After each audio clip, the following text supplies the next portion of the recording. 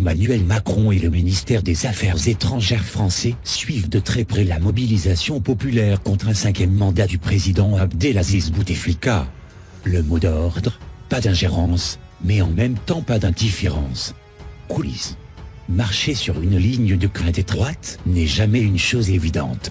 Depuis une semaine, la diplomatie française est pourtant contrainte de réaliser ce numéro d'équilibriste quand elle s'exprime sur la situation en Algérie.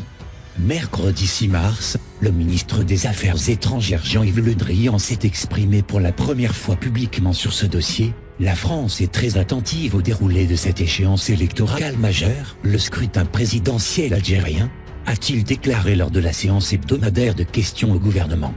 Le chef de la diplomatie française a expliqué que Paris respectera 3 principes. L'Algérie est un pays souverain. C'est au peuple algérien et à lui seul qu'il revient de choisir ses dirigeants et son avenir. L'Algérie est un pays ami auquel nous rattachent des liens multiples. L'Algérie est un pays clé en Afrique et en Méditerranée. C'est pour ça que la stabilité, la sécurité et le développement de l'Algérie sont tout à fait essentiels.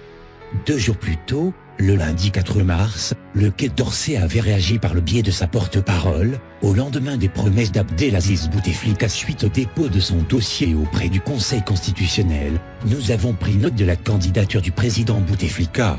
Nous souhaitons que l'élection présidentielle se déroule dans de bonnes conditions. C'est au peuple algérien qu'il appartient de choisir ses dirigeants et de décider de son avenir.